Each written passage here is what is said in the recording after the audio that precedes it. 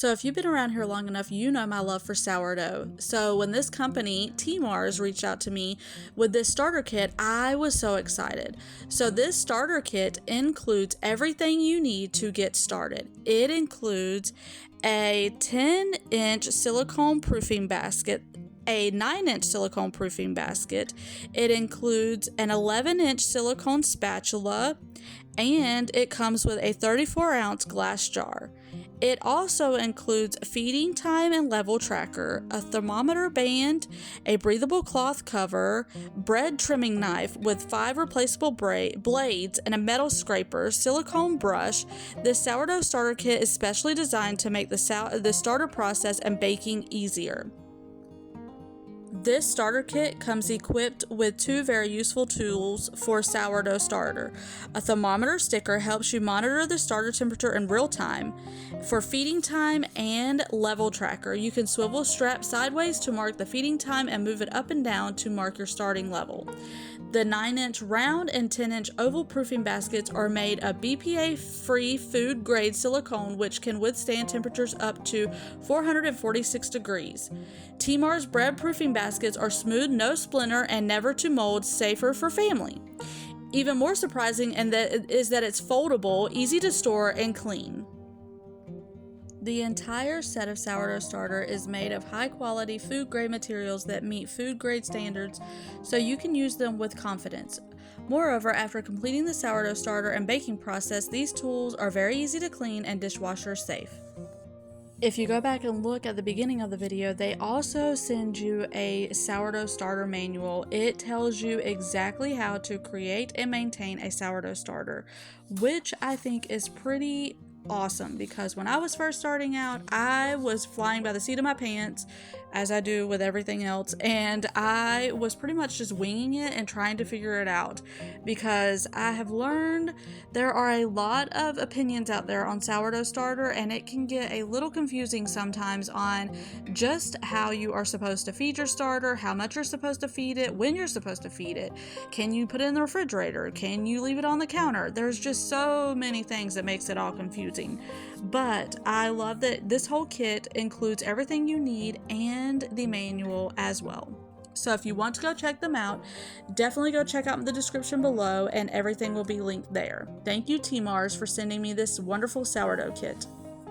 So if you've been around here long enough, you know my love of sourdough, and you know I love using my sourdough starter in all kinds of things, whether I'm baking bread or I'm using it for discard recipes. I love my sourdough starter, and I've been on this journey of trying to get better at it. Well, that kind of took a break this summer because it was just way too hot.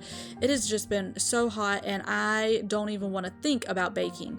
But for this video, I decided I was going to try again on baking a sourdough loaf. And the thing that does me in is the timing of it all. You have to feed it at one point, and then you have to make sure that by the time that it is right at its peak, that's when you bake the bread, and that's when you start on the bread, and all of that just does my head in to know, okay, I need to feed my sourdough starter right now so that it'll be ready to bake.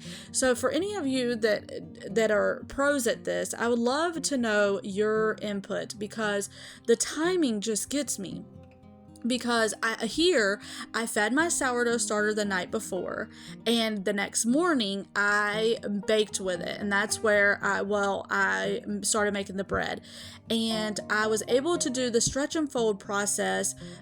The 3 stretch and folds that I needed to do, I was able to do that before I went to work, but then I just put it in the refrigerator, and I left it there for 3 days, and then I put it in the oven. I don't know if you're supposed to do that, y'all. I'm telling you, I fly by the seat of my pants. I just wing things. I don't know if you're allowed to do that. I don't know if that's a thing, but I did it, and I think the bread turned out okay. So that was my first thing that I learned, that I just did the stretch and fold process, and then I just stuck it in the refrigerator, and I just let it do the bulk rise in there.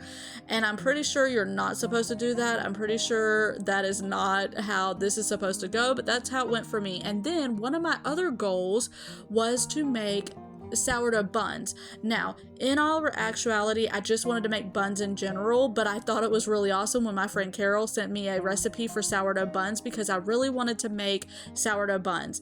And so she sent me this recipe and I used it. And Adam, who does not like bread, and he definitely does not prefer homemade bread over store-bought bread, he actually preferred these buns over store-bought buns. I thought that was so awesome. So that was definitely very exciting. But these buns are from Lisa from Farmhouse on Boone.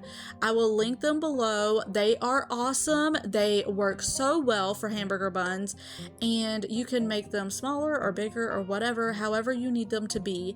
And I was very excited that my friend Carol sent me this recipe and I was able to try it, and we love it. So that was one of my goals. That was actually set in 2020. I set that for myself to make hamburger. I want to make hot dog buns as well, but I haven't done that one yet. I find that it's funny. I set these goals for myself for these certain years, and I may not get to it in that year, but I do eventually get to it. So if you have some goals that you've set for yourself, just know that it may not happen right now, but later on you may be able to do it. So anyways, the next thing that I learned, and you're going to see this in just a few minutes, well, in just a minute, is that I made the sourdough loaf and it got so hot the next couple of days and I did not want to turn my oven on. So what I did was, since my cassourie would not support my Dutch oven, I had to figure out how to make that sourdough loaf in my cassourie, my toaster oven, without a Dutch oven. So I was like Googling things. I had my friend Carol Googling things. We were both looking it up.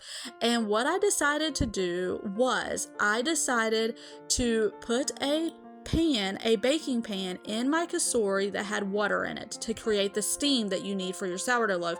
And then I just put the sourdough loaf on a pizza pan right on top of that. Well, you know what happened? The top of my bread became burned, basically. So the top was cooking, but the middle was still pretty raw inside. And so then what I did was I took some parchment paper and put it over the loaf to help with that, and then it did wonderful. So if you need to do that little trick there, then I can tell you it definitely works. I hope this video encouraged you.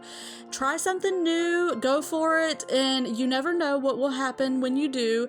And Lord willing, y'all, I will see you on the next one.